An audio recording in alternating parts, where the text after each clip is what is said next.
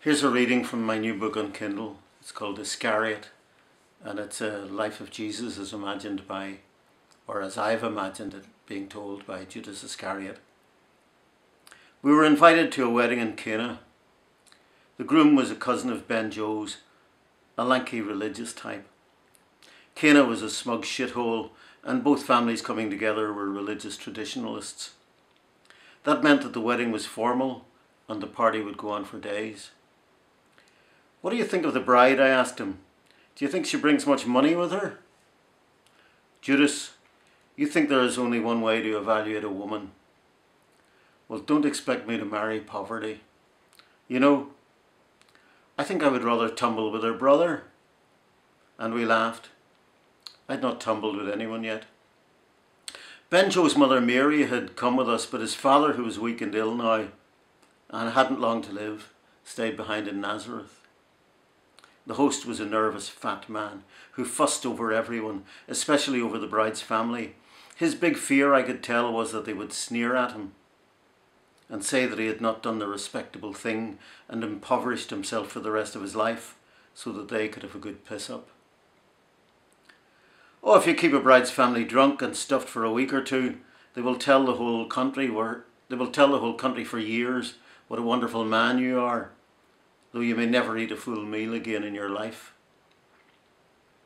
Ben Joe, you should have seen him. He danced to the music and joined in hand wrestling with the men. We had agreed one strict rule: we don't drink wine. Let the others get pissed if they wish to, but we are soldiers who have to have clear heads. The guests loosened up, and we could quickly read the spread of opinion among them. There was one big topic of conversation in Galilee, and it was us. "It does the Romans no harm to know that we despise them and want rid of them." This from a religious man whose wife was always looking round the door to check that he was enjoying himself. "And you think this is the way to do it? To murder them in violation of God's law and human decency?" asked a fat businessman who was, of course, more worried that war would be bad for trade than that God would chastise his people. The father of the bride knew he had to be heard when he spoke, so he spoke at length. "I'm not sure this is against God's law at all. Haven't Romans murdered our people? If the leaders of the Israelites will not avenge that, isn't it permissible that somebody else should? As for human decency, sometimes I think courage and discretion make up for a lot. These killers are brave men. Every time they have killed a Roman, they have done it at close quarters. They are not like the other zealots who vent their bloodlust on a market trader and call him a collaborator for selling apples to the invader. They are not like those who organise children to throw stones and stay at a safe distance themselves. I think it is good for the Romans to get the point from a knife man, to get the message, not from cowards and dissemblers or from fawning lackeys, but from the bravest men of Israel. I toast them." "Hey, is there more wine?" "You know what I think," said the businessman, entering the conversation again. "I think it is you sneaking regarders who are the curse of this country and its ruination." "More wine!" The chief steward brought another jug of wine to the table and poured for the speaker and allowed the others to pour for themselves. "Ben Joe, what is your opinion?" asked someone. "Of the Romans or the knifings?" "Of the knifings." "Well, it seems to be that something has started here that will not stop. Here is a new idea about how to protest against the occupation of Israel. I don't say I approve morally, how could I? But put yourselves in the mind of the Romans themselves and ask how they are to stop this. How can they stop it? They can't confiscate all the blades in Israel. And if they catch one knife man and crucify him, another takes his place. We've seen that already. And if they enter every village and question everyone about who might be the knife men, and if they arrest and torture suspects, then it just adds to the annoyance that produced the first knife man. I would say that one man with a knife has presented the whole empire with a challenge it cannot meet." "So you approve?" "Not at all."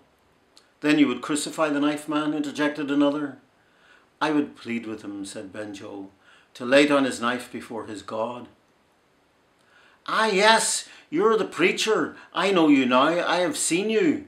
This was Matthew.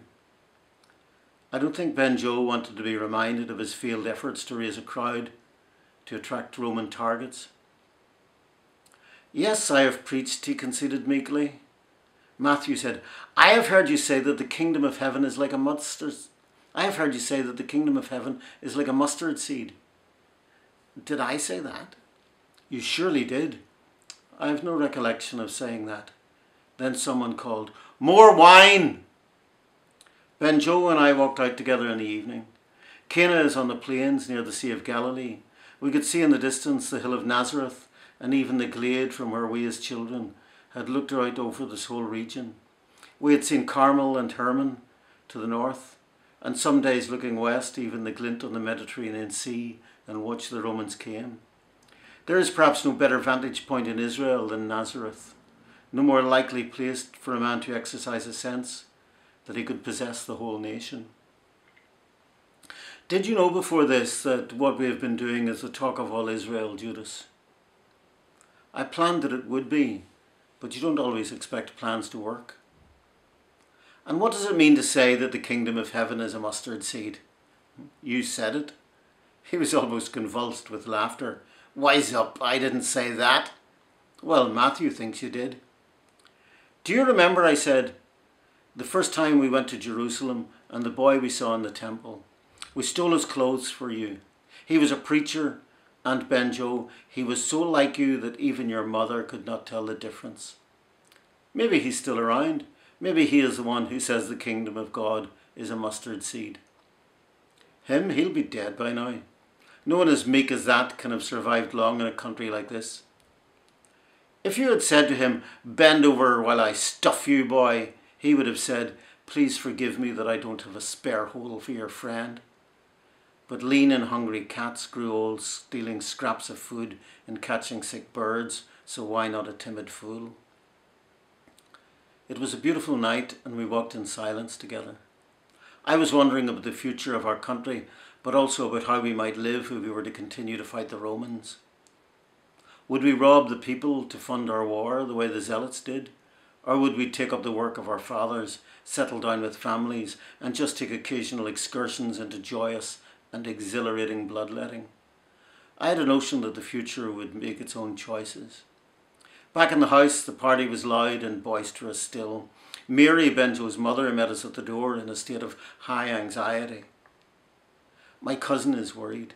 He says there is no wine left." The fat, arrogant one was on his feet, waving his jug. "More wine!" Benjo and I went into the kitchen. The chief steward and the family servants were in a panic. "There is nothing. The pitchers are dry.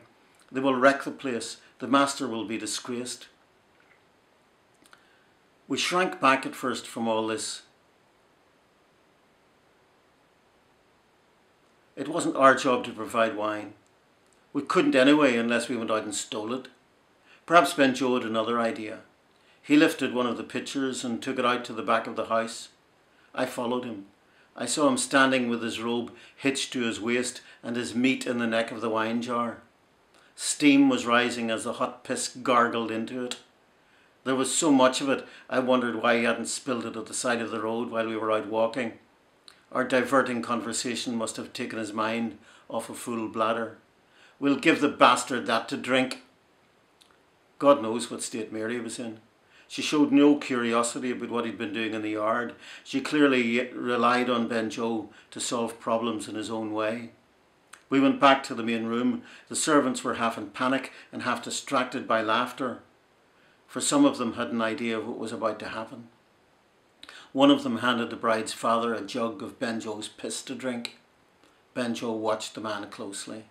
The fat bastard raised it to his nose and recognised immediately the challenge which had been presented to him. Now what would he do? He wasn't a fool. One thing was clear. He would get no more wine to drink. So there was no point in thumping the table.